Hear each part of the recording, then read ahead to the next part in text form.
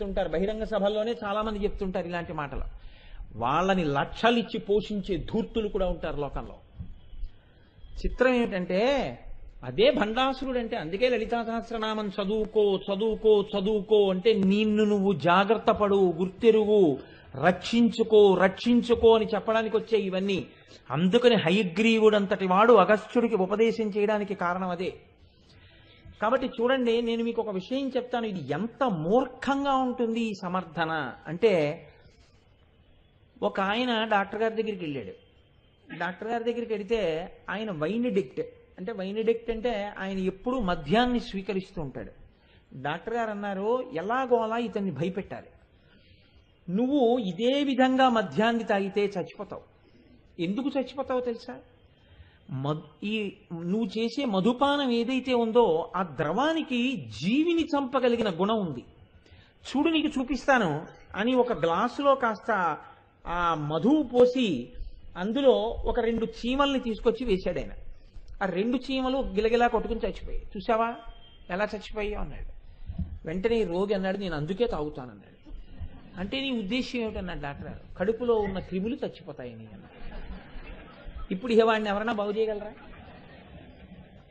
అంటే డాక్టర్ గారు ఎందుకు చెప్పారో అర్థం కాలేదని మీరు అనుకుంటున్నారా? ఆయనకి అర్థమైంది, కానీ తాను వ్యసనము నుండి విడుదల కాలేడు. వ్యసనము నుండి విడుదల కాలేకపోవడానికి డాక్టర్ గారు ఒకందుకు చెప్తే దాన్ని ఒకందుకు చెప్తాడు.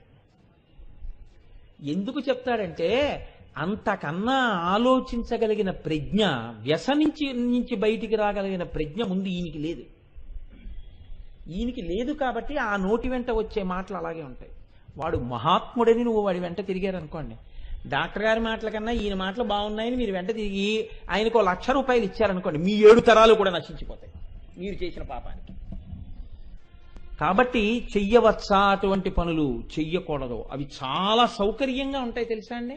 అధర్మంతో కూడినవి, ప్రేయస్సుతో కూడినవి, శ్రేయస్సు వైపుకి తీసుకెళ్ళనివి చాలా బాగుంటాయి. ఎంత బాగుంటాయో ఆ మాటలు, చాలా సంతోషంగా ఉంటాయి. తను వినడానికి ఎవడైనా దొరికితే గంట సేపు అడిగి చెప్పడానికి కూడా బాగుంటాయి ఆ మాటలు. పనికొచ్చే మాటలు చాలా కష్టం. సులభ పురుషారాజన్ సతతం ప్రియవాదిన అప్రియస్యతు పథ్యస్థ వక్తా శ్రోతాచ దుర్లభ. ఉట్టినే వింటుంటారంతే, అసలు మాటలు తలకెక్కవు. ఏవి పనికి మాలిన మాటలో అవి తలకెక్కుతాయి. ఎందుకు ఎక్కుతాయో తెలుసా అండి? అది ప్రేయస్సు. శ్రేయస్సు తలకెక్కదు, చాలా కష్టం. శ్రేయస్సు తలకెక్కిందనుకోండి, అమ్మవారి వైపుకి వెళ్ళిపోతాడు. అమ్మవారి వైపుకి వెళ్ళిపోతే మీకు రక్షణ కవచం ఏర్పడిపోతుంది. అందుకని ప్రేయస్సు అనగా ఇప్పటికీ ఇది చేసేస్తే బాగుంది, ఇది చేసేస్తే బాగుంది కాబట్టి మనసు సమర్థన చేస్తుంది. ఎక్కడో ఉండడండి విషంగుడు అంటే, ఇక్కడే ఉంటాడు. ఉండి నేనేం అడిగానా, వాళ్ళు ఇచ్చారు 10,000 నేను తీసుకుంటే ఏంటి అంటే, అలా కాదు, మనమేమో డబ్బులు తీసుకోని పాపం అందరు అనుకుంటారు కదా. ఇప్పుడు ఇక్కడ ఎవరు లేరనుకో కాకినాడ వాళ్ళు, కానీ నేను 10,000 తీసుకున్నానని రేపు పొద్దున ఎప్పుడైనా ఎవరికన్నా తెలిస్తే అదేంటి గురువుగారు డబ్బులు తీసుకోరు అని మనం అందరం అనుకుంటాం. గురువుగారేమో అక్కడికి వెళ్ళి ఎవరు లేరు కదా అని 10,000 ఇచ్చుకొచ్చేసేట అంటే, ఏమో ఆయన పుచ్చుకుంటే నష్టమే ఉంది, ఎందుకు పుచ్చుకున్నారో మనకు అనవసరం. కానీ అలా గురువుగారు పుచ్చుకోరే, అలా ఎందుకు పుచ్చుకున్నారు అని మీరు అనుకుంటారు. కాబట్టి నా మనసుకు ముందేమో అంటే, నేను నీచోపమానం మీ మీద పెట్టడం నాకు ఇష్టం లేదు, అందుకు అంటున్నాను. నా మీద పెట్టుకుంటున్నాను. నేను అలాంటి పనులు చేస్తానని కాదు నా ఉద్దేశం. ఒక ఉదాహరణకి చెప్తున్నాను. పుచ్చుకుంటే తప్పే ఉందండి, నేను పుచ్చుకున్నాననే పుచ్చుకుంటాను, అందులో దోషమే లేదు. పుచ్చుకోవద్దు అనుకున్నాను, పుచ్చుకోనంతే. కాబట్టి ఇప్పుడు నేను అలా అనుకుని ఇది రేపు పొద్దున్న ఎవరికైనా తెలిస్తే బాగుంటుందా? ఎలా తెలుస్తుంది? ఎవరైనా వచ్చారా? ముత్యాలు సత్యనారాయణ ఉన్నాడా? సభలో దొరగారు ఉన్నారా? ఎవరున్నారు? లేకపోతే ఇక్కడి నుంచి ఫోన్ చేశారన్నా గోపాలకృష్ణ గారు చెప్తారా గురువు గారికి 10,000 ఇచ్చామని? ఇక్కడ ఎవ్వరికి గోపాలకృష్ణ గారు తెలియదు, దొరగారు తెలియదు. నీకెందుకు అలరే? ఏమిటి బాధ? పుచ్చేసుకో అంటే పుచ్చేసుకుంటాం అనుకో. ఒక్కొక్కసారి మనం ఎక్కడికి వెళ్ళినా దొరగారిని చూడాలనుంది, గోపాలకృష్ణ గారిని చూడాలనుంది అంటుంటారు కదా జనం. ఇందులో ఎవడైనా సీడీలు విని ఎక్కడో గోపాలకృష్ణ గారి నెంబర్ సంపాదించి ఈ డబ్బులు కూడా గురువు గారికి ఇవ్వండి అని డీడీ ఆయనకి పంపిస్తే, గురువు గారు పుచ్చుకోవాలని గోపాలకృష్ణ గారిని పుచ్చుకోండి, మీ గురుగారు శుభ్రంగా చద్దన్నం మూట పుచ్చుకున్నట్టు పుచ్చుకున్నాడు, ఇక్కడ 10,000 అంటే గోపాలకృష్ణ గారు తెల్లబోరా ముందు ముక్కు మీద వేలేసుకుని అని అనుకుని, వాళ్ళకి తెలిసేంటి అవును గోపాలకృష్ణ గారు 10,000 పుచ్చుకుని పక్క గుళ్ళో హుండీలో వేశానని చెప్పి. సమర్థన వాక్యం చెప్తుందండి మనస్సు. ఏం చేస్తుందంటే, మీతో పాపం చేయించే ముందు దానికి కావలసింది ఏమిటంటే పుచ్చేసుకోవడం. ఈ పుచ్చేసుకోవడానికి సమర్థన వాక్యాలు చెప్తుంది. అసలు నేను తెలియక అడుగుతాను, తప్పు మాత్రం కాదు పుచ్చుకోవడం. ఒక ప్రవచనం చేసిన వాడు తాంబూలం పుచ్చుకుంటే అది దోషం అని ఎక్కడా ఏం లేదు. పుచ్చుకోకపోవడం అనేది నా వ్యక్తిగతమైన అభీష్టం అంతే. కాబట్టి ఎందుకంటారా నిన్ను తీసుకో, నాకు అవసరం వచ్చిందంటే ఒక్క సభలో తీసుకున్నానని చెప్పి ఏమిటంత భయపడిపోతావు? వాళ్ళేం నీ తల తీసి మొలేస్తారా ఏంటి? తీసుకో అంటుంది. ఇప్పుడు ఇన్ని మాటలు చెప్పేసిన తర్వాత గభాలను తీసుకెళ్లి పెట్టిలో పెట్టాను అనుకోండి. ఏమిటో పుచ్చుకున్నాం కానీ ఏమిటో ఇబ్బంది, పుచ్చుకున్నాం కానీ ఏమిటో ఇబ్బంది, ఇంకా అక్కడి నుంచి ఇంకా అల్లరి మొదలు, ఆఖరికి తెగించేశాను అనుకోండి, ఏ గొడవ లేదు. అంటే ప్రేయస్సు వైపుకి తీసుకెళ్లేటప్పుడు మీకు చెప్పేదేం ఊరుకోదండి, బాగా సమర్థిస్తుంది. మీరు అందుకే లోకంలో చెడు ప్రచారం చేసేవాళ్ళు చెడుని బాగా సమర్థించి మాట్లాడతారు. ఏమంటే విష్ణు సహస్రం చదువుకుందామా అని నేను అన్నాను అనుకోండి, విష్ణు సహస్రం ఎందుకు చదవాలండి అని మీరు అడగరు, భీష్మేకాల్సినాడు. విష్ణు సహస్రం ఎందుకు చదవాలని నేను చెప్పక్కర్లేదు, అందరం కలిసి చదువుకుంటాం. విష్ణు సహస్రం చదవకుండా చేద్దాం అనుకున్నవాడు ఉన్నాడే, వాడు చాలా సమర్థన వాక్యాలు చెప్తాడు. ఎందుకంటే పాడు చెయ్యాలంటే ఎన్ని చెప్పాలో చెప్పి మీ బుర్ర పాడు చేసి చదవకుండా మిమ్మల్ని చెయ్యాలి. కాబట్టి ప్రేయస్సు మిమ్మల్ని తేలిక మార్గం ఏదో చూపిస్తాడు. ఇదంతా ఎందుకు, నీకు ఇది అక్కర్లేదని చెప్తాడు. కాబట్టి ఇప్పుడు ఏమైపోతుంది, లలితా సహస్రం చదవకు. ఎందుకు చదవకు? ఏదో చెప్తాడు, చెప్పి ఇందుకు లలితా సహస్రం చదవకు, అంతకన్నా ఇది తేలిక, ఇలాను అది వద్దు అంటాడు. అంటే ఏవి ఋషి ప్రోక్తములో, ఏవి దేవతా ప్రోక్తములో, ఏవి మీకు రక్షణ కల్పిస్తాయో దాన్ని మీకు అందనివ్వడు. అలా అందనివ్వకుండా ఉన్నప్పుడు ఆయనేం మిమ్మల్ని పాడు చేసేసాడని మీరు అనుకోకండి. పాడైపోయిన వాడి తప్పు. ఎందుకో తెలుసా అండి, పాడవమని ఎవడు చెప్పాడు మిమ్మల్ని? మిమ్మల్ని ఈ గ్లాసులో విషం ఉందండి, ఈ గ్లాసులో పాయసం ఉందండి, విషం తాగుతారా? ఎవడు తాగమన్నాడు మిమ్మల్ని? అదే అడుగుతున్నాడు భర్తృహరి. ప్రేయస్సు శ్రేయస్సు తెలుసుకోకపోతే నీ తప్పు, ఎవడు తాగమన్నాడు గబగబానే? అక్కడ ప్రేయస్సు కేవలము మనసు చెప్పిన మాటలే వినడం నేర్చుకుంటే, ఇలా చేసేస్తే సౌకర్యంగా ఉంది, నేనేం కష్టపడక్కర్లేదని చేసేయడం మొదలెట్టేస్తే పాడైపోతాడు. కాబట్టి కొంతమంది ధీరాహ, బుద్ధి కలిగిన వాళ్ళు ఉన్నారు లోకంలో, వాళ్ళు అలా చెయ్యరు. వాళ్ళు ఆలోచిస్తారు, నేను ఇలా ఎందుకు చెయ్యాలి, నేను చెయ్యను, నాకు ఈశ్వర కృప కావాలి, ఈశ్వర కృప నాకు దేని వలన లభిస్తుందో నేను దాన్ని చేస్తాను తప్ప ఇప్పటికి ఇది బాగుంది కదా అని నేను మాత్రం చెయ్యనంటాడు. అంటే ప్రేయస్సును వదిలి శ్రేయస్సు పట్టుకుంటాడు. శ్రేయస్సు అంటే ఈశ్వర సంబంధం, ఆయన సుఖాలు అనుభవిస్తాడు. మీరు బాగా జ్ఞాపకం పెట్టుకోండి, శ్రేయస్సుని పట్టుకున్నవాడు సుఖం అనుభవించాడని మీరు అనుకోవద్దు. శ్రేయస్సు పొందేవాడు చక్కగా గృహస్థాశ్రమంలో ఉంటాడు, చక్కగా భార్యతో ఉంటాడు, చక్కగా బిడ్డలతో ఉంటాడు, చక్కగా ఈశ్వరారాధన చేసుకుంటాడు, వేదాన్ని నమ్ముకుంటాడు, ఋషుల్ని నమ్ముకుంటాడు, దేవతల్ని నమ్ముకుంటాడు, చక్కగా ఏం చెప్పారో అది చేసుకుంటాడు, వైదికమైన కార్యక్రమాలు ఏమున్నాయో ఆ కార్యక్రమాలు చేసుకుంటాడు, రోజు చక్కగా ఓ విష్ణు సహస్రం చదువుకుంటాడు, ఓ లలితా సహస్రం చదువుకుంటాడు.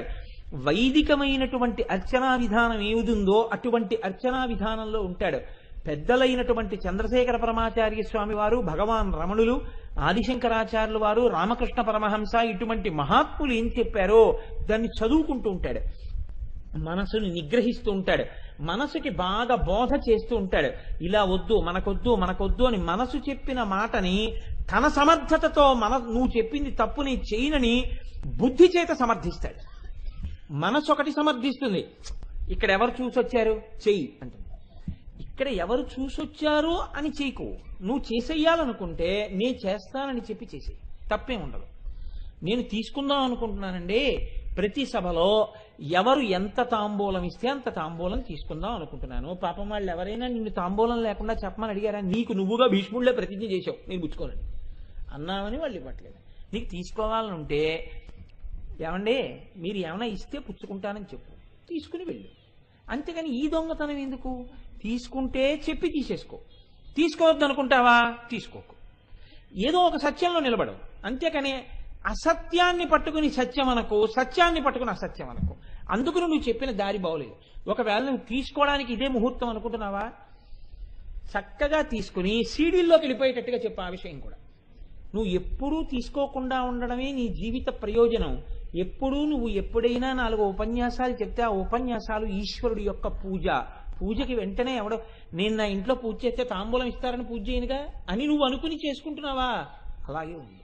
రెండే బస్ అంతే అని అని మీరు అనుకున్నారనుకోండి. ఇప్పుడు మనసు ఏది చెప్పి సమర్థిస్తోందో దాన్ని బుద్ధితో తిరస్కరించడానికి మీ సమర్థ వాక్యాలను ఉపయోగించారు. ఇప్పుడు మనసు నోరు మూస్తుంది. సో అయితే వదిలే అంటూ ఇది మనసు యొక్క ప్రతిపాదనని బుద్ధి యొక్క ప్రతిపాదనతో మీరు తిరస్కరించాలి. ఈ తిరస్కరించడం మీకు వచ్చిందనుకోండి, మీరు శ్రేయస్సుని పట్టుకుంటున్నట్టు. అప్పుడు మీరు చక్కగా కుటుంబంలో ఉంటారు. మీరు చక్కగా ప్రేయస్సు పట్టుకున్నవాడు ఏ సుఖాలు పొందుతానని అనుకుంటున్నాడో, శ్రేయస్సుని పట్టుకున్నవాడు ఆ సుఖాలు పొందుతాడు. నాకు దీనివల్ల చాలా తొందరగా ఏదో మాయలు వచ్చేస్తాయి, మహత్యాలు వచ్చేస్తాయి, నా కోరికలు తీరిపోతాయి అనుకుని తిరిగినటువంటి వాడు ఏనుగు ఎండుకర్రల గోతిలో పడిపోయినట్టు పడిపోతాడు. ప్రేయస్సును పట్టుకున్నవాడు. రావణుడు ఏమైపోయాడండి? నీకు చరిత్రంతా పురాణాలంతా చెప్పేవి ఏం చెప్తున్నాయి అంతే. రాముడు ఏం పట్టుకున్నాడండి? ధర్మం పట్టుకున్నాడు. రాముడు శ్రేయస్సు పట్టుకున్నాడు. నరోత్తముడై ఈ చరిత్రలో నిలబడిపోయాడు. గాంధీ గారు మహాత్ముడు ఎందుకయ్యారు? ధర్మాన్ని పట్టుకున్నారు. పరమాచార్య స్వామి ధర్మాన్ని పట్టుకున్నారు, నరోత్తముడయ్యారు, మహానుభావుడయ్యారు, మార్గదర్శి అయ్యారు. శంకర భగవత్పాదులు ఏం పట్టుకున్నారు? నరుడిగా పుట్టి నరుడు ఏ మార్గంలో వెళ్లాలో చూపించారు, శ్రేయస్సు. మార్గదర్శి అయి జగద్గురువులయ్యారు. నువ్వు ఒకరు చూస్తున్నారా చూడటం లేదా నీకు లక్ష్యం కాదు. నీవు నీ బుద్ధిశక్తికి కట్టుబడి మనసు చెప్పేది మంచి మాట కాదని తెలిసినప్పుడు నిర్ద్వంద్వంగా తోసిపుచ్చగలవా? సమర్థవాక్యంతో తోసిపుచ్చగలవా? అబద్ధంతో వద్దు. ఒకవేళ మంచి చెయ్యవలసి వస్తోంది అని నీకు అనిపించి కించిత్ అబద్ధం ఆడవలసి వచ్చినా అంత దోషం కాదేమో అని నేను అనుకుంటున్నాను. కానీ తప్పు పని వైపుకు మాత్రం అడుగు వెయ్యకు. కాబట్టి శ్రేయస్సు పట్టుకో, ప్రేయస్సు విడిచిపెట్టు. ప్రియో మార్గంలో వెడితే సుఖం కనపడుతుంది, ఆఖరణ వంశమంతా పాడైపోతుంది. వీడు చేసిన దోషానికి, వీడు చేసిన తప్పుకి ఆ వంశమంతా పాడైపోతుంది. శ్రేయో మార్గంలో ఉన్నటువంటి వాడు తరిస్తాడు, తాను తరిస్తాడు, తన బిడ్డలు తరిస్తారు, తన భార్య తరిస్తుంది, కుటుంబం అంతా తరిస్తారు, అందరూ సంతోషంగా ఉంటారు, తన చుట్టూ ఉన్న వాళ్ళు సంతోషంగా ఉంటారు, అందరికీ మంచి మార్గం అలవడుతుంది. కాబట్టి నువ్వు శ్రేయో మార్గం పట్టుకో. కానీ ఏమండి ఇది బాగానే ఉంది కదా, మరి ఇది బాగానే ఉన్నప్పుడు మాకు అసలు ప్రేయో మార్గం ఎక్కడొచ్చి పట్టుకుంటోంది మమ్మల్ని అంటే, ప్రేయో మార్గం ఎందుకు పట్టుకుంటుందో తెలుసా అండి? దానికి ఉన్న ఒకే ఒక లక్షణం ఏమిటంటే మీకు హాయిని ఇస్తుంది. తక్షణ హాయ్, లల్ అంటారు సంస్కృతంలో, అయితే లల్ ధాతువు వేస్తారు. మీరు అది పట్టించుకోకపోతే, ధర్మాన్ని పక్కనెట్టేస్తే అప్పటికి హాయ్. ఒక ఉదాహరణ చెప్పాలనుకోండి, ఇక్కడ లడ్డు ఉంది, ఎవరిదో నాకు తెలియదు, నాకు ఆకలి వేస్తోంది. అమ్మా ఇక్కడ ఎవరో లడ్డు పెట్టారు, నాకు చాలా ఆకలిగా ఉంది, నేను చిన్న ముక్క తినచ్చా తల్లి అని అడిగాను అనుకోండి. ఆ లడ్డున్న వాళ్ళు, అయ్యా ఇది నాది, మీరు చిన్న ముక్క తీసుకోండి అన్నారు అనుకోండి, నాకు దోషం ఉండదు. కానీ నా మనస్సు ఎలా చెప్తుందో తెలుసా అండి? అలా చెప్పమని అడగదు. ఇక్కడ అందరినీ అడుక్కుంటా ఏంటి, అసహ్యంగా ఉంటుంది. ఎవరో ఇక్కడ పెట్టి వెళ్ళిపోయారు, అదేంటి వాళ్ళకి ఏ షుగర్ ఉందో చిన్న ముక్క నోట్లో వేసుకుని వెళ్ళిపోయి ఉంటారు, తీసేసుకుంటాం. నీకు తెలుసా షుగర్ ఉందని నువ్వు ఊహ చేస్తున్నావు అంతే, ఎందుకు అలా తినేయడం అని మీరు అనలేదనుకోండి, అది ఏం చేస్తుందో తెలుసా? ఇంకొంచెం ఆలోచించి, ఏమో ఎవరైనా పెడితే దొంగతనం అవుతుందేమో అంటే, దొంగతనం ఏంటి?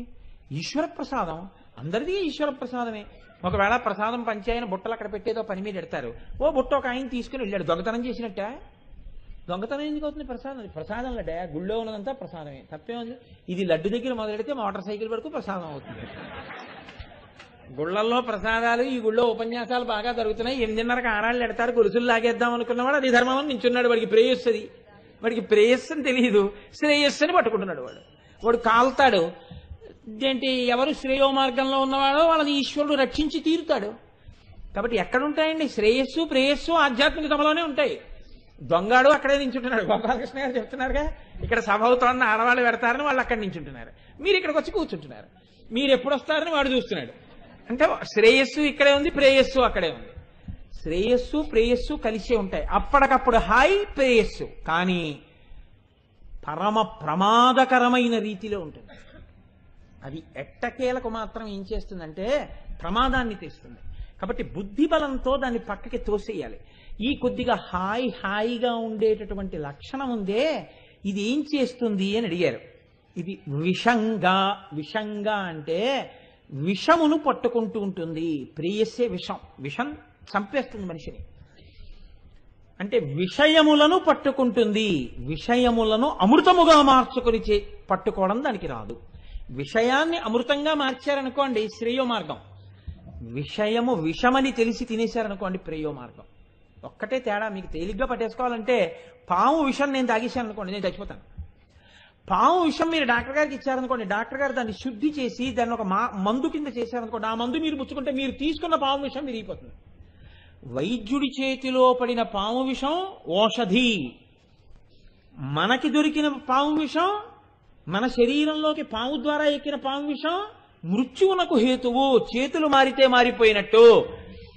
నేను అనుభవిస్తున్నాను అనకుండా ఇది ఈశ్వరానుగ్రహంగా అనుభవిస్తున్నాను శ్రేయస్సు. నేనే తింటున్నాను చక్కెర పొంగలి, కానీ ఇది ఈశ్వర ప్రసాదం, నైవేద్యం పెట్టి తిన్నాను అంతే. ఒకరికి పెట్టి కొంచెం నేను తిన్నాను అంతే, బాస్ అమృతం. ఎవ్వరికీ పెట్టను, ఈశ్వరుడికి పెట్టేది నేను సంపాదించుకున్నాను, నేను తిన్నాను విషం అంతే. కాబట్టి ప్రేయస్సుని శ్రేయస్సుని పట్టుకోవడం మీకు రావాలి.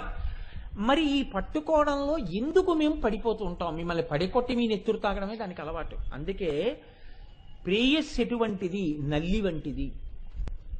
మీకు తేలిగ్గా చెప్పాలంటే అది పడగొట్టే ముందు ఏం చేస్తుందో తెలుసా అండి? ఆపరేషన్ చేసే ముందు ఎనస్థీషియా ఇచ్చినట్టు ఇప్పటికి ఇది బాగుంది చేసేద్దు అని మిమ్మల్ని పడుకోబెడుతుంది, మీ బుద్ధిని పడుకోబెట్టేస్తుంది. నల్లి చాలా గమ్మత్తైనటువంటి ప్రాణి, అది ఎక్కడికి వెళ్ళదు. ఎక్కడ ఉంటుందో మనసంలోనే ఉంటుంది. ఎందుకు ఉంటుందో తెలుసా అండి? దానికి బాగా నమ్మకం, ఇక్కడికి వచ్చే ముందు ఉపవాసంతో రాడు అని. ఎక్కడికైనా ఉపవాసంతో వెళ్తాడేమో కానీ ఏ గుళ్ళో కన్నా వెడితే ఏ అమ్మవారి ముందో కూర్చుంటే వాడిని కరిచి తొండం లోపలకంతా తోసినా ఎర్ర దిక్కుమాలి శరీరం ఒక నెత్తుడు చొక్క దొరకట్లేదన్నవాడు ఉంటాడేమో కానీ శుభ్రంగా తిన్న తర్వాత ఇలా ఇలా ఇలా అని వెళ్ళి మనసం మీద పడుకుంటాడు. ఆ బాగా తిని పడుకున్నాడు కాబట్టి లోపల ఈశ్వరుడు దాన్ని నెత్తురుగా మారుస్తుంటాడు. ఇప్పుడు వాడు బాగా నిద్రపోయే వరకు నల్లి పైకి రాదు, అదే మనసంలో పడుకుంటుంది. దాని ఆహారం దాని దగ్గరికే వస్తుందని దాని నమ్మకం. దాని నమ్మకం ఏంటండి? సత్యం. కాబట్టి దాని ఆహారం ఎక్కడికి వెడుతుంది? అక్కడికే వెడుతుంది. ఆ నల్లి భద్రతాభావం ఏమిటో తెలుసా అండి? అది ఒకసారి తాగి చచ్చిపోవడం దాని లక్షణం కాదు, దోమ దాని లక్షణం. దిక్కుమాల దోమ ఏం చేస్తుందంటే ఇలా చదువుకుంటున్నాను అనుకోండి, వచ్చి ఇక్కడ వాలుతుంది. వచ్చావా అని బాగా కుదురుగా కూర్చొని సెటిల్ అయి వెనక్కి వాలి తొండాన్ని దింపి కొంచెం చురుక్కుమనేట్టు ఇలా వాలుతూ ఉంటుంది. ఇలా అన్నాను అనుకోండి అంతే, ఇక్కడే ముద్దయిపోతుంది. నల్లి అలా ఒక్కనాటికి దొరకదు. మీరు బాగా నిద్రపోయే వరకు మనసంలోనే ఉంటుంది నవారులో. మీరు బాగా నిద్రపోయారంటే దానికి తెలుస్తుంది. అప్పుడు వచ్చి చాలా సున్నితంగా ఉండేటటువంటి చోట్లు ఇలా పట్టుకుంటే నెత్తురు గట గట గట గట గట నోట్లోకి వచ్చేసే చోట్లు, మీరు తొందరగా చెయ్యి పెట్టి కొట్టలేని చోట్లు ఎంచుకుంటుంది. మీరు తలగడా మీద ఇలా పెట్టుకు పడుకున్నారనుకోండి, ఈ కిందకి చేరుతాయి. చేరి ఓహో కొరికి గడగడ గడగడ గడగడ గడగడ తాగేస్తాయి నెత్తురు. తాగేసి చక్కగా తలగడా కిందకే వెళ్ళిపోయి మళ్ళీ నవారులోకి వెళ్ళిపోతాయి. నిద్దట్లో కరిచేగా మీకు తెలియదు నల్లి కుట్టిందని. నల్లికి చావెప్పుడు అంటే వీడు నిద్రపోనప్పుడు కరిస్తేనే. ఏమిట్రా ఇలా కొరికేస్తున్నాయి ఏవోనని చూస్తాడు, తలగడా కింద ఇంత నల్లులు పడుకుని ఉంటాయి. తలగడా ఎత్తేటప్పటికి అలాగే పడుకుంటాయి కదలవు. ఓర్ని దిక్కుమాల మనసాన్ని నల్లులు పట్టేశాయని మర్నాడు ఏం చేస్తాడంటే ఎండలో బారేసి మరుగు నీళ్లు తీసుకొచ్చి గాడిలో పోసేస్తాడు. ఎత్తి కిందకి వేస్తే మంచాన్ని నల్లులన్నీ కింద పడతాయి. ఇప్పుడు లేవు నల్లులు, మీకు తెలియదు. కాలి బొటన వేలుతో నల్లులన్నీ రాసేస్తారు. ఒక్క నల్లి కానీ తప్పుగా కుడితే నల్లి జాతిపోతుందండి. అందుకని ఒక్క నల్లి కూడా తప్పు చేయదు. అంత జాగ్రత్తగా నల్లి పిల్లలు కూడా తప్పు చేయవు. సహజంగా వాటికి ఆ శక్తి ఉంటుంది. విషయముల యందు మిమ్మల్ని ప్రేయస్సు పడుకోబెట్టేటప్పుడు అలాగే పడుకోబెడుతుందన్నారు. ముందు మీకు మత్తు ఇచ్చి పడుకోబెట్టేస్తుంది నల్లిలాగా, అప్పుడు ఇక తాగేస్తుంది నిద్ర. అంటే ఏం చెప్తుంది? మిమ్మల్ని ఒప్పించేస్తుంది. ఎక్కడో ప్రసాదం లడ్డు తిని పెద్ద అట్టహాసం చేస్తావు తిందు అంటారు అంతే. బాస్ మీరు లొంగిపోయారనుకోండి చక్కగా లడ్డు తినేస్తారు. ఇంకా రేపటి నుంచి ఇక్కడ కూర్చుంటాను ఏంటి అంటుంటారు, ఎవరన్నా మళ్ళీ లడ్డు ఎడతారేమో. ఇక్కడ ప్రేయస్ ఏం చేస్తుందంటే తప్పు చేసే ముందు మిమ్మల్ని ఆ తప్పు చెయ్యడానికి వీలుగా అందులో ఏదో ఒక హాయిని మీకు చూపిస్తుంది. హాయి చూపించకుండా నిజమే అధర్మమే కానీ చెయ్యని చేయించలేదు మనసు. అలా చెప్పి చేయించదు. ఒక తేలిక త్రోవ ఒకటి చూపించేస్తుంది. చూపించేసి నాశనం చేసేస్తుంది అంతే. కాబట్టి నల్లి లాంటిది ప్రేయస్సు. ఆ ప్రేయస్సే విషయముల యందు సంగము. అనుభవించేద్దాం అనుభవించేద్దాం అనుభవించేద్దాం, ఇది అనుభవించేద్దాం అది అనుభవించేద్దాం, సంపాదించేద్దాం, ముందు తెచ్చేద్దాం, దాచేద్దాం, తీసుకొచ్చి తేకూడని రీతిలో ఇంట్లోకి తీసుకొచ్చి పెట్టాక లక్షణం ఎలా ఉంటుందో తెలుసా అండి? అగ్గిపుల్ల గీసి మీరు ఇంకా కొద్దిగా అగ్నిహోత్రం ఉండగా ఇలా పక్కన పడేశారనుకోండి, మీరు ఇలా అగ్నిహోత్రం వంక చూసి అమ్మో అగ్గిపుల్ల ఇంకా వెలుగుతోందని మీరు ఇలా అన్నారనుకోండి, మీరు ఆర్పగలరు. పెద్ద అగ్నిహోత్రం అంటుకుంది అనుకోండి, ఓ పాకంతా అంటుకుపోయింది. ఇప్పుడు పాకంతా అంటుకుపోయిన తర్వాత మీరు ఇలా అని ఆర్పగలరా? ఇంకా ఆర్పలేరు. ఈ పాకమించి గాలికి అగ్ని పక్క పాక మీదకి ఇలా ఇలా దూకేస్తుంటుంది అంతే, దూకేసి ఇల్లు కాల్చేస్తుంది. అలా ఒకసారి కానీ మనస్సుకి ఈ స్థాయి అలవాటు పడిపోయింది అనుకోండి, మన వెనక్కి తిరిగి అడగరు అంటే సమర్థన తక్కువైపోతుంది. అయిపోయి ఏమైపోతుందో తెలుసా అండి? అసలు బుద్ధిని పనిచేయనివ్వదు. ఉత్ప్రేరకాలకు అలవాటు పడిపోయిన వాళ్ళు ఉంటారు, బానిసత్వాన్ని పొందుతారు. అలా అదే పని, ఇంకా పాపపు పని చేస్తూనే ఉంటాడు.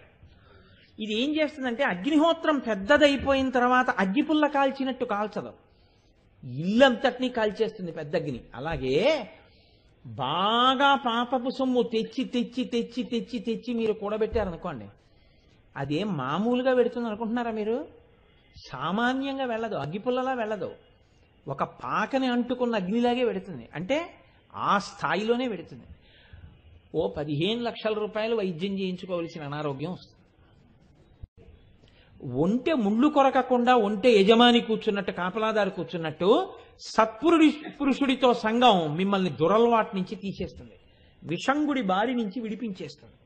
విషంగుణ్ణి మంత్రిని చంపడం అంటే ఏమిటో తెలుసా అండి? బుద్ధిబలమే చంపాలి. బుద్ధిబలం అంటే ఏమిటో తెలుసా అండి? దీన్ని వదిలి దాన్ని పట్టుకోవాలి. అమ్మవారిని పట్టుకోవడం అంటే ఏంటి? మీరు సత్పురుషుణ్ణి పట్టుకోవాలి, విషంగం సత్సంగం అవ్వాలంటే. కేవలం మీకున్నటువంటి సమస్య చెప్పడం నామం యొక్క శక్తి గొప్పతనం కాదు, మీకు పరిష్కారం చెప్పడం ఆ నామం యొక్క గొప్పతనం. అది అమ్మవారి నామంగా చెప్పు అంటే రాజశ్యామల అనుగ్రహం కలుగుతుంది. మంత్రిని చేతిలో విషంగుడికి వస్తున్నాడు అంటే ఏమవుతోంది? నీకు తెలియకుండానే నువ్వు సత్పురుషుల వైపుకి వెళ్ళినా, రోజు రాజశ్యామలని చూసినా, నమస్కరించినా, నీలోనే వస్తున్నటువంటి దుష్టబోధ నుంచి విడివడి బుద్ధిబలాన్ని అనుసరించగలిగిన శక్తి నీకొస్తుంది. ఇది నీకు అలవాటైతే నువ్వు గొప్ప స్థితిని పొందుతావు. ఇది ఎలా ఉంటుందో తెలుసా అండి? చమత్కారం. సత్పురుషుడితోటి సహవాసం అనేటటువంటిది ఇక్కడే ఉంటాడు సత్పురుషుడు. మీరు చెయ్యవలసింది ఏమిటంటే స్నేహం అంతే. ఆయన ఏమంటాడంటే అంతకన్నా దాన్ని పెద్ద పేరుతో ఏం పిలవరు, స్నేహం అంటారు. చాలా స్నేహధర్మంతోనే ఉంటారు. స్నేహధర్మంతో ఉంటే ఏమైపోతుందంటే ఆయన ఒక్కొక్కసారి పక్కన ఉంటాడు, ఒక్కొక్కసారి పక్కన ఉండకపోవచ్చు. ఉండకపోయినా మీరు తప్పు చేద్దాం అనుకునేటప్పటికీ ఆయన మాటలు, ఆయనతో కలిసి తిరగడం, ఆయన మిమ్మల్ని నమ్మిన తీరు, ఆయన ఇవ్వాలిస్తున్న గౌరవం మీకు జ్ఞాపకానికి వస్తాయి. నేను చేయని పని అంటారు. ఇదే చేతులు. ఏ తప్పు చేసినా దేంతో చేయాలంటే ఆలోచన ఇచ్చాక దీంతోనే చెయ్యాలి. ఆ తప్పు చేసే ముందు ఏమవుతుందంటే ఏనుగుని తోలు పెడుతుంటాడు మావటివాడు. రామకృష్ణ పరమహంస మాటల్లో చెప్తున్నానండి నేను.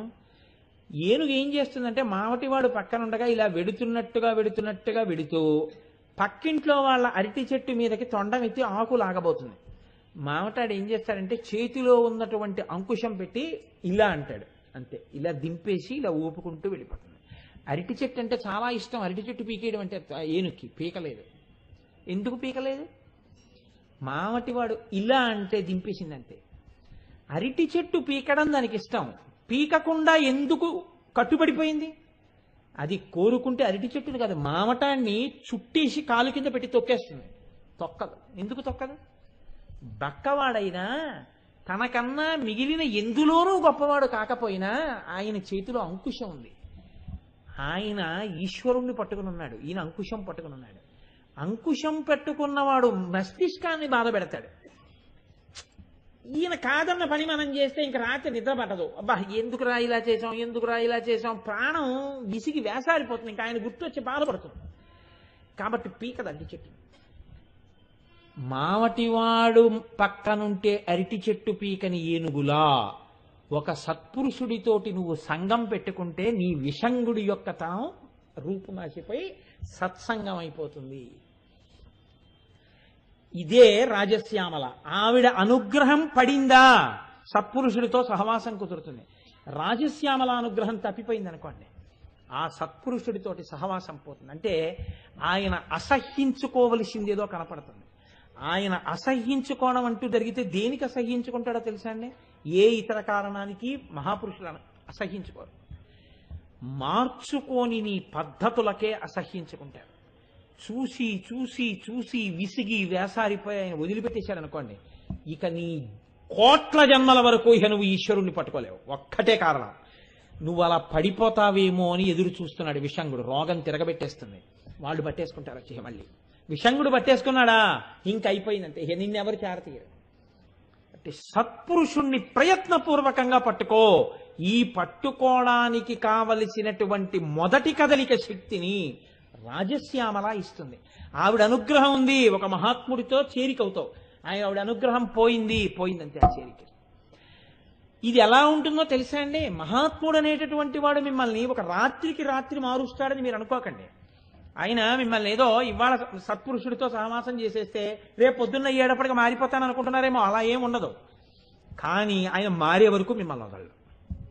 ఇది ఎలా ఉంటుందంటారేమో, చిత్రంగా ఉంటుంది. ఒక కట్టెలో నీళ్లున్నాయి, మీకు కనపడతాయా నీళ్లున్నాయని? కనపడవు. ఆయన ఏం చేశాడంటే కొంచెం పచ్చి కట్టే నీరుంది వెలగదని ఆ ముందు కొద్దిగా కిరసనాయిలు పోసి వెలిగించాడు. అది అంటుకుంది. అంటుకున్న తర్వాత అది ఏం చేస్తుందో తెలుసా అండి? ముందు కిరసనాయిలు ఉంది, అందుకని అంటుకుంది. దీని వేడికి ఆ ముందున్నటువంటి నీరంతా వెనక్కి ఎడుతుంది కట్టెకి. ఇప్పుడు ఈ నీరు ఎప్పుడైతే వెనక్కి జరిగిందో ఈ ముందున్న అగ్ని వెనక్కి వస్తుంది. అగ్ని వెనక్కి ఎప్పుడైతే వచ్చిందో నీరు ఇంకొంచెం వెనక్కి ఎడుతుంది. నీరు ఎప్పుడైతే వెనక్కి వెళ్ళిందో అగ్ని ముందుకు వస్తుంది. ఇలా నీరు వెనక్కి అగ్ని ముందుకి వస్తుంది. కట్టె చివరకు వచ్చేసింది. ఇప్పుడు ఆ నీరు ఎక్కడికి వెళ్ళాలి? కట్టెల పొయ్యిలు ఉన్న చోట మీరు చూసుంటారు, కట్టె వెనక భాగంలోకి నీరు వచ్చేసి బుడబుడ పైకి ముద్ద కింద వచ్చేస్తుంది. ఇప్పుడు ఈ అగ్ని దగ్గరికి వచ్చేస్తుంటుంది. ఈ నీటిలోంచి పొగొచ్చి నీరు ఆవిరైపోయి పైకి వెళ్ళిపోతుంది. కట్టె మొత్తం కాలిపోతుంది. మొత్తానికి కట్టెని ఒక్కసారి అంటిస్తే ఇక కట్టెలో నీరు ఉండడానికి అవకాశం లేదు. తోసి తోసి తోసి కాల్చేసింది. ఒకసారి సత్పురుషుణ్ణి మీరు పట్టుకున్న తర్వాత మీలో మలినములు లేకుండా మెల్లమెల్లగా తోసేస్తాడు ఆయన. తోసేసి చిట్ట చివరకు అవి ఆవిరైపోతాయి. మీరు తేలికైపోయి నామరూపములు లేకుండా, అంటే పాడైపోతారని కాదు, మీ స్వస్వరూపము భాషించే స్థితికి మీరు వెళ్ళిపోతారు. అంటే ఇక మారనిదేదుందో అది భస్మ. అటువంటి భస్మ స్థాయిని ఈశ్వర విభూతిగా మిమ్మల్ని మార్చేస్తాడు. అలా కట్టె తనంత తాను కాలలేదు, కట్టె తనలో నీరు తాను తోసుకోలేదు. కానీ ఒక్కసారి అగ్ని వెలగాలి. మరి ముందు కిరసనాయిలు పోసి వెలిగించేవాడెవడు? అంటే ఎప్పుడో అప్పుడు ఏదో మిష పెట్టి మిమ్మల్ని లాగేస్తాడు. విషంగుళ్ళు లాగేసినట్టే సత్పురుషుడితో మీరు తిరగడం మొదలెడితే ఆయన లాగేస్తాడు. ఏదో చెప్తాడు, నువ్వు ఈ పని చేయవయ్యా అంటాడు, నువ్వు ఈ సేవ చేయవయ్యా అంటాడు, నువ్వు దీనికి డబ్బు ఇవ్వయ్యా అంటాడు, లేకపోతే నువ్వు కూడా ఇదిగో ఈ పని చేయి అంటాడు, దా యాత్ర కడదాం అంటాడు, దా ఉపవాసం చేయి అంటాడు, దా పూజ చేద్దాం అంటాడు. రకరకాలుగా ఏదో మిష పెట్టి కిరసనాయిలు పోస్తాడు, పోసి వెలిగించాడు. ఇక ఒకసారి వెలిగిన తరువాత ఏమవుతుందో తెలుసా అండి? మీరు మనిషి కాబట్టి సత్పురుష సహవాసం మెల్లిమెల్లిగా ఏమవుతుందంటే ఇందులోనూ అలా వెడుతుందాం అనిపిస్తుంది. వెడుతుందాం అంటే నీరు వెనక్కి వెడుతుంటుంది. ఆఖరికి నీరు ఆవిరవుతుంది, కట్టె కాలుతుంది. కాబట్టి విషంగుడి యొక్క నిష్క్రమణం సత్పురుషుడితోటి సంఘంతో జరిగింది. ఈ సత్పురుషుడితోటి సంఘము, విషంగుడి నిష్క్రమణము రెండు ఏకకాలములో జరగడం అంటే కేవలముగా ఒక్క ఆ రాజశ్యామలానుగ్రహం ఎక్కడ కలిగిందో అక్కడ మాత్రమే సంభవము. రాజశ్యామలానుగ్రహము కలగకుండా, ఆ లలితాపరాభట్టారిక ప్రధానమంత్రిని యొక్క అనుగ్రహం కలగకుండా అటువంటి స్థితి జరగదు. ఏమ్మా వచ్చావా?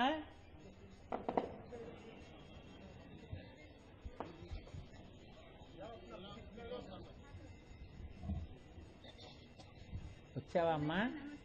చాలా సంతోషం. కూర్చో, కొంచెం సేపు ఆగి మాట్లాడతానా. కూర్చోనన్నా వస్తాను, ఒక్క గంట. ఏమ్మా వచ్చేస్తాను. నా తోడ పుట్టిన చెల్లెలు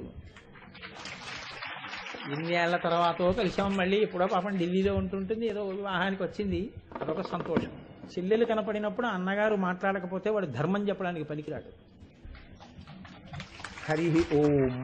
అందుకని ఆ లలితా పరాభట్టారికానుగ్రహం కలిగితే, ఆ రాజశ్యామలానుగ్రహం కలిగితే అప్పుడు విషంగవధతోషిత, ఆ విషంగుడి నుంచి విడివడి సత్సంగంలోకి వెడతారు. మీరు ఒక మహాపురుష సమాశ్రయణం చేస్తారు. ఆ మహాపురుష సమాశ్రయణమే నీ జీవితంలో దొరికే 3 గొప్ప వాటిలో ఒకటి అంటారు శంకర భగవత్పాదులు. అందుకే మనుష్యత్వం, ముముక్షత్వం, మహాపురుష సమాశ్రయ. అసలు ఆ సత్పురుషుడితోటి సహవాసం అన్నది దొరకనే దొరకదు, అపురూపం. కొన్ని కోట్ల జన్మల తర్వాత సిద్ధిస్తుంది. దాన్ని వదిలేసుకున్నావా నీ కర్మ అన్నారంతే. అది ఇక ఎక్కడ ఎవరి వలన సంభవం కాదు. ఆయన చేసేటటువంటి ఉపకారం కేవలము ఆయన వలన మాత్రమే ఆ అనుగ్రహం సిద్ధిస్తుంది. అందుకని సత్పురుషుడితోటి సంగము ప్రయత్నపూర్వకంగా పెట్టుకుని ఉండు. మహాభారతంలో ధృతరాష్ట్రుడంతటి దుర్మార్గుడు లేడు. ఇంతటి దుర్మార్గుడైనటువంటి ధృతరాష్ట్రుడు జన్మతః అంధుడు. జన్మతః అంధుడైనటువంటి ధృతరాష్ట్రుడికి శ్రీకృష్ణ పరమాత్మ యొక్క విశ్వరూప సందర్శనం చేసే భాగ్యమే లేదు. అసలు విశ్వరూప సందర్శనం చెయ్యడానికి అవకాశం లేనటువంటి కృష్ణుడు ధృతరాష్ట్రుడికి ప్రత్యేకం దృష్టి ఇచ్చి తన విశ్వరూపం చూపించాడు.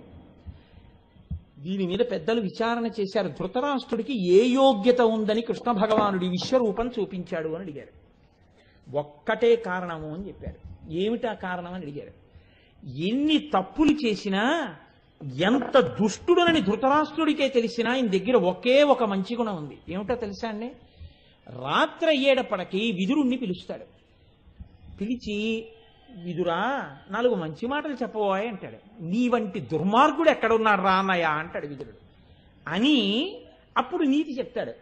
అందరూ నిద్రపోయిన వేళ విదురుడి దగ్గర మంచి మాటలు విని, నిజమేరా నేను దుర్మార్గుండిరా, కానీ మార్చుకోలేకపోతున్నాను రా, బుద్ధి పుత్రవ్యామోహం రా అంటాడు. తెల్లవారితే ఏమీ ఎరగని వాళ్ళే ఉంటాడు. కనీసం సత్పురుషుడి దగ్గర నువ్వు చేస్తున్న తప్పు ఒప్పుకుని మంచి వినే ప్రయత్నం చేయడం మొదలెడితే ఈశ్వరానుగ్రహం కలుగుతుంది. ఈ ఒక్క పుణ్యానికి నా విశ్వరూప దర్శనం ఇచ్చానన్నాడు కృష్ణ పరమాత్మ. సత్పురుషుడితో సహవాసం ఏమిటో నేను లోకానికి చూపించాలి. అందుకే కృష్ణ పరమాత్మ విశ్వరూప దర్శనం ధృతరాష్ట్రుడికి లభించింది. అంత గొప్ప స్థితి. కాబట్టి చూడండి, ఇది ఒక్కటి మాత్రం ఇందులో దాగి ఉంటుంది రహస్యం. అసలు ఈ విషయం మీకు తెలియాలి. మీరు దేని నోట్లో ఉన్నారో అది మీకు అనుకున్నంత కాలం మాత్రం మీకు ఈశ్వరానుగ్రహం ఉండదు. ప్రేయో మార్గం చాలా బాగుంది, వాడి సొమ్మేం పోయింది, వాడు అలాగే చెప్తాడండి, అవన్నీ పట్టించుకోకండి, భలే ఎవరు చెప్పారండి ఇవన్నీ అక్కర్లేదంటే అని చెప్పేవాడు ఉంటాడు, వాడికి లక్షలు ఇచ్చేవాళ్ళు ఉంటారు. మీరు అటువంటి వైపు కానీ వెళ్ళారనుకోండి, అయిపోయారే. మీరు లోకంలో అన్నిటికన్నా మహాపాప కర్మ ఏదో తెలుసా అండి? కనీసం వాడి మార్గంలో వాడిని చెడిపోయడమే. మీరు బాగు చేయకపోతే పీడపోయారు, వదిలేసేయండి. ఒకడు ప్రయత్నపూర్వకంగా ఇంకోడిని పాడు చేసేస్తున్నాడు అనుకోండి, ఇంకంతకన్నా పాపకర్మ లోకంలో ఇంకోటి లేదండి. మిమ్మల్ని ఎవరు పాడు చేయమని అడిగారు? ఇప్పుడు నేను ఉపన్యాసం చెప్పలేదనుకోండి, నేను ఎక్కడో కూర్చుని టీవీ చూశాను అనుకోండి, బస్ మీరేం నన్ను అడగరు, ఏమైనా నువ్వు టీవీ ఎందుకు చూస్తున్నావు అని నన్ను అడగరు మీరు. కానీ నేను ప్రయత్నపూర్వకంగా మీకు చెడ్డ మాటలు మాత్రం చెప్పకూడదు. చెబుతానంటే మంచి మాట చెప్పాలి, లేకపోతే ఊరుకోవాలి. చెడ్డ మాట చెప్పడం ఎంత తప్పో, చెడ్డ మాట చెప్పేవాడిని పోషించి అవి బాగా ప్రచారం అయ్యేటట్టు ఉపకారం చేసిన వాడు అంతకన్నా పెద్ద ద్రోహి, వాడు మహాపాపాత్ముడు. నేను వదిలిపెట్టను, ఒక్కనాటికి వదిలిపెట్టను. నేను ఎందుకు వదిలిపెట్టనో తెలుసా అండి? నాకేం భయం లేదు, ధర్మ సంరక్షణ. లలితా సహస్రం నేను చెప్తున్నది, నా పరివేదనంతా వేరొక దానికోసం. అయ్యో, ఋషులు ఇంత తాపత్రయపడ్డారే, చంద్రశేఖర పరమాచార్య ఇంత ధర్మసౌధాన్ని నిర్మించారే, 4 పీఠాలు పెట్టారే, ఈ జాతి కర్మ ఏమి ఇవ్వాలిలాగా? ఇది నా తాపత్రయం. అక్కడ వచ్చిన ఆక్రోశం నాకు ఇది. కాబట్టి చూడండి, ఒక పట్టాన మీకు అందులోంచి పైకి రావాలన్న తాపత్రయం ముందు మీకు ఉండాలి. ఇది ప్రేయో మార్గమా, కాబట్టి నేను దీంట్లోంచి బయటికి వద్దాం అసలు మీకు ఇది లేకుండా చాలా హాయిగా ఉందని మీరు అనుకున్నారనుకోండి, అలా అనుకున్నంత కాలం మీకు రాజశ్యామలానుగ్రహం, లలితానుగ్రహం, గురు అనుగ్రహం, సత్పురుషానుగ్రహం మీకు కలగడం అన్న సమస్య లేదు. అసలు కలగదు. ఎందుకో తెలుసా అండి? ఒక్కటే చెప్తా మీకు నేను. అక్కడ ఒక సూది ఉంది, ఇక్కడ ఒక అయస్కాంతం ఉంది. ఏం చేయాలి? అయస్కాంతం సూదిని లాగేయాలి. అది లాగట్లేదు అయస్కాంతం. ఎందుకు లాగట్లేదో తెలుసా అండి? ఆ సూది మీద బురద ఉంది. బురద ఉన్న సూదిని అయస్కాంతం లాగదు. ఎందుకని? మట్టి ఎదురుగుండా ఉన్నంతసేపు అయస్కాంతం లాగదు. ఆ సూది చేయవలసింది ఒక్కటే, ఎక్కడో ఒక్క చోట బురదని రాల్చుకుందనుకోండి, ఆ ఇంత ఇనుముని పట్టుకుని లాగేస్తుంది. ఆ ఇనుము ఎక్కడ బయటికి వచ్చిందో అక్కడికి లాగేసి అయస్కాంతం దగ్గర పెట్టుకుందో అంతే, మీరు అయస్కాంతాన్ని అంటుకున్నారు. ఒళ్ళంతా బురదే ఉందనుకోండి, ఇంకెలా లాగుతుందండి అయస్కాంతం? అంటుకోలేదు అయస్కాంతం, సూది అంటుకోలేదు. అసలు మీరు బురద రాల్చుకోవడం మొదలు పెట్టాలి. ఎక్కడో అక్కడ బురద వదిలించుకోవాలి. ఇది విషంగ వదతోషిత. అప్పుడు అమ్మవారు సంతోషిస్తుంది. అమ్మవారు ఎప్పుడు సంతోషిస్తుందో తెలుసా? నాకు బురద ఉందని ఆ బురద వదిలించుకుందామని నువ్వు అనుకుంటే, లలితా సహస్రనామంలో అది బాగా నామం అండి అంటే అమ్మవారు ఎందుకు సంతోషిస్తుందండి?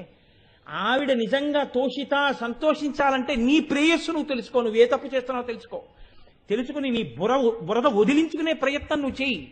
నీ బురద వదిలించుకునే ప్రయత్నం నువ్వు చేస్తే, విషంగుణ్ణి వదిలి సత్సంగం వైపుకి నువ్వు వెళ్ళు, అమ్మవారు సంతోషించి లాగేస్తుందంటే. లాగేసిందా? అయస్కాంతం లాగేసిందా? ఇంకా అయస్కాంతం కదిలితే నువ్వు కదులుతావు. ఆ బురద తనంత తాను ఎండిపోయి రాలిపోతుంది అంతే. ఇంకా నువ్వు మొత్తం సూదైపోయి అయస్కాంతం వైపు తిరిగిపోతావు. ఉండిపోయి అయస్కాంతంతో కొన్నాళ్ళు అలా ఉండిపోతే సూది అయస్కాంతం అయిపోతుంది.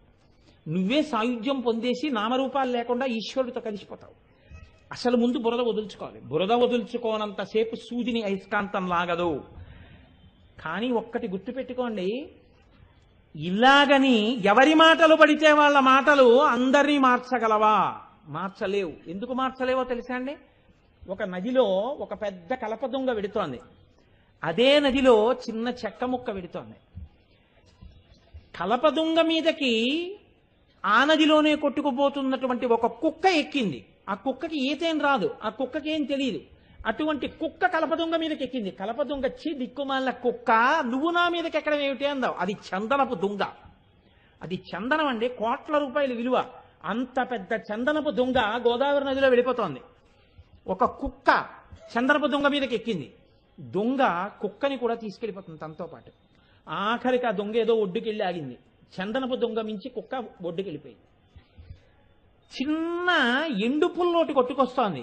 ఇది దొంగే, కొయ్యే, అది కొయ్యే అని కుక్క దాని మించి దీని మీదకి దూకింది. ఈ పుల్ల కుక్కని తీసుకెళ్ళగలదా? తీసుకెళ్ళలేదు. పుల్లా మునిగిపోతుంది, కుక్క మునిగిపోతుంది. తాను తేలగలిగినది, తేలడం వచ్చిందే మిమ్మల్ని తేల్చగలదు. తానకే తేలడం రాక తేలుతున్నట్టు నటిస్తున్నది మిమ్మల్ని కూడా ముంచేస్తుంది. మీరు పట్టుకోగలిగారా? కాబట్టి మీరు ఏది పట్టుకోవాలన్నది మీరు తెలుసుకుని ఉండాలి. లేకపోతే మీరు ప్రేయస్సులోనే ఉండిపోతారు మళ్ళీ. ఎందుకని? ఇది బాగా ఉన్నట్టుగా అనిపించిందంటే సరిపోదు. అది వైదికమా, అది పట్టుకోవచ్చా, లేకపోతే చందనపు దొంగమించి పుల్ల ముక్క మీదకి దూకావు కాబట్టి నువ్వు మునిగిపోవడం ఖాయం. ఆఖరికి ఎక్కడ తేడుతావు? కుళ్ళిపోయిన కుక్క శరీరం అయితే తేలుతావు ఏ పొదలోనో. కారణం ఒక్కటే, చందనపు దొంగమించి పుల్ల ముక్క మీదకి దూకావు. ఆ పాపమే కట్టి కుడిపేస్తుంది నిన్ను. పుల్ల ముక్క మించి చందనం దొంగ మీదకి దూకావు, సువాసనలతో హాయిగా ఉంటావు, చక్కగా కూర్చుని వెళ్ళిపోతావు. నువ్వు అనుభవించిన ఆనందం ఇంత గోదావరి వరదలోనూ ఎవరు అనుభవించారు, అంత హాయిగా వెళ్ళిపోతావు. అన్నీ దొంగలలా, అన్నీ చెక్కలలా కనిపించినా అన్నీ తేల్చలేవని గుర్తుపెట్టుకో. ఇది గుర్తుపెట్టుకుంటే మార్పు వస్తుంది. ఈ మార్పు, ఈ కదలిక మహాపురుషుల యొక్క జీవితము ఉన్నది కేవలము విషం గుండించి విడిపించడానికే. అందుకే మనకి లోకంలో ఒక మాట చెప్తూ ఉంటారు, సత్యహీనా వృధా పూజ, సత్యహీనో వృధా జప, సత్యహీనం తపో వ్యర్థం, ఉషరే పవనం యథ. అసలు ఈ ప్రధానమైన తత్వం తెలిగిన సత్యం అంటే మారని వస్తువు. ఈశ్వరుణ్ణి చేరుకోవడానికి నేను దీన్ని విడవాలి, దీన్ని పట్టుకోవాలి. అందుకే పట్టు విడుపు, పట్టు విడుపు అంటుంటారు. ఇది నీకు చేత కాకపోతే, జీవితంలో ఎవరి పాదాలు పట్టుకోవాలో చేత కాకపోతే, పట్టుకోకూడదు పట్టుకుంటే ఏమైపోతావో తెలుసా? దాని వలన నువ్వు చేస్తున్న పూజ వృధా. సత్యహీన వృధా పూజ, సత్యహీనో వృధా జప, నువ్వు ఏ జపం చేసిన వృధా. సత్యహీనం తపో వ్యర్థం, నువ్వు చేసిన తపస్సు వ్యర్థం. ఉషరే పవనం యథ, నువ్వు ఊషర క్షేత్రంలో అంటే మొక్కలు మొలకెత్తనటువంటి పనికి మాలినటువంటి మట్టిలోకి తీసుకెళ్లి విత్తనాలు వేశావు, అక్కడ మొక్కలు రావు. అసలు నీకు మొట్టమొదట ప్రేయస్సుకి శ్రేయస్సుకి తేడా తెలిసి, సత్పురుషుడికి దుష్టుడికి తేడా తెలిసి, నువ్వు ఎవరిని పట్టుకుంటే నీ జీవితం వృద్ధిలోకి వస్తుందో తెలుసుకుని అక్కడికి వెళ్ళి కూర్చుని వినడం అనుష్ఠించడం నీకు చేత కాకపోతే ఒక్క నాటికి నువ్వు మనుష్య జన్మ యొక్క ప్రయోజనమును పొందలేవు. ఈ పొందడంలో నిన్ను పైకెత్తేది ఏది అని అడిగారు. ఒక్కటే, ఏమిటో తెలుసా అండి? ఒడుపు అన్నది రావాలండి. ఒడుపు అంటే ఏమిటో తెలుసా అండి? నమ్మకం. ఏమిటో తెలుసా నమ్మకం అంటే?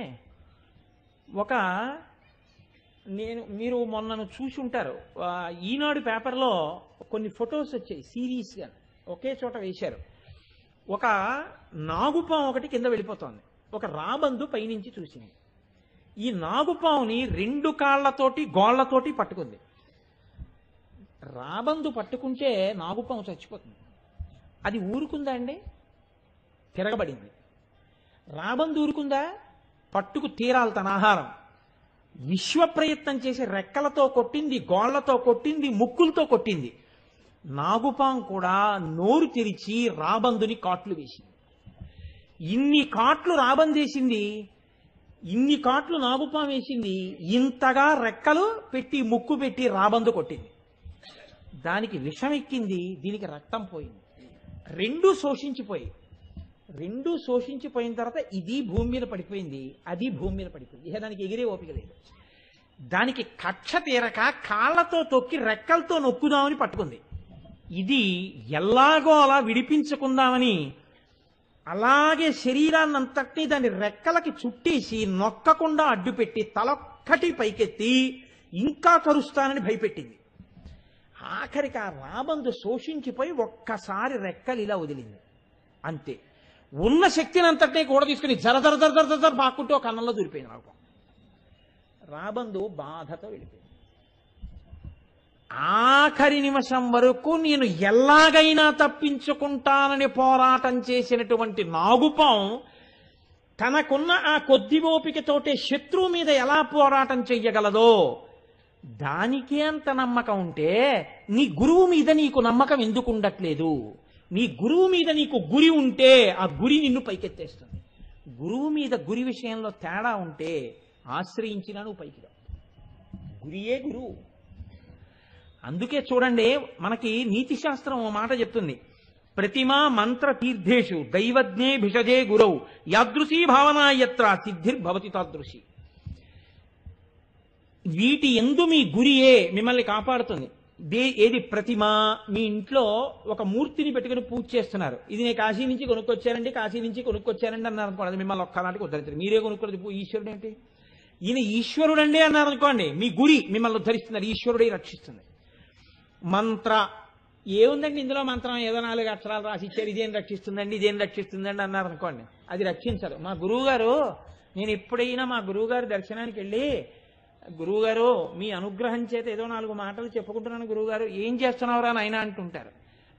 నాకు గురువుగారి దగ్గర మాట్లాడడం ఒక్కటే చాలా భయం. అందుకని మొన్న వచ్చారు మా ప్రసాద్ బాబు గారు, ఏం చెప్తున్నావు అన్న. గురువుగారు లలితా సహస్రం చెప్తున్నానండి, ఏదో మీ అనుగ్రహంతో చెప్తున్నానండి. ఎప్పుడు ఎన్ని మాటలు వెళ్ళినా మా గురువుగారు ఏం చెప్తారు తెలుసండి? ఒకటే చెప్తారు, ఒరే పూర్వం రా నది దాటుతున్నాడు రా ఒకడు, ఇంత నది అలా దాటనన్నాడు, అక్కడే కూర్చున్నాడు రా ఒక సిద్ధపురుషుడు. కూర్చుని, నాన్న తొందరగా వెళ్ళాలా, పడ వెళ్ళిపోయిందా, బెంగెట్టుకోకను ఒక కాగితం తీసి ఏదో రాసి చేతిలో పెట్టుకుని ఇందులో మంత్రం ఇచ్చాను పట్టుకుని వెళ్ళి అన్నాడు. వాడు నది మీద నడుచుకుంటూ వెళ్ళిపోయాడు రా, వెళ్ళిపోయి పని పూర్తి చేసుకుని మళ్ళీ వచ్చేసాడు. ఇంకంత దూరం ఉంది. అంత దూరం ఉన్న తర్వాత గురువుగారు ఇందులో ఏం రాశారో, అబ్బాయి ఎంత మంత్రమో, మళ్ళీ ఒడ్డుకి వెళ్ళిపోయాక తీసేసుకుంటారేమో చూద్దాం అనుకున్నాడు రా. అనుకుని విప్పి చూశాడు, శ్రీరామ అని ఉంది. శ్రీరామ వల్ల నీటి మీద నడిచానా, ఇదే ఈయన రాసింది అనుకున్నాడు రా, నీళ్ళల్లో మునిగిపోయాడు. ఒరే నాన్న, ఎవడు ఉద్ధరించాడు రా? నీకు గురువు మీద ఉన్న గురి నిన్ను ఉద్ధరిస్తోంది, నా గురువు మీద ఉన్న గురి నన్ను ఉద్ధరిస్తోంది. గురువు అంటే గురిరా, గురి లేని వాడికి గురువు ఉన్నా ఒకటే లేకపోయినా ఒకటేరా, నీ గురిరా నాన్న అంటుంటారు. మహాత్ముడు కాబట్టి అలా మాట్లాడుతుంటారు. కాబట్టి మీ గురియే గురువు. మీకు ఆ గురి లేదనుకోండి, గురువు గారు ఏం చేస్తారండి?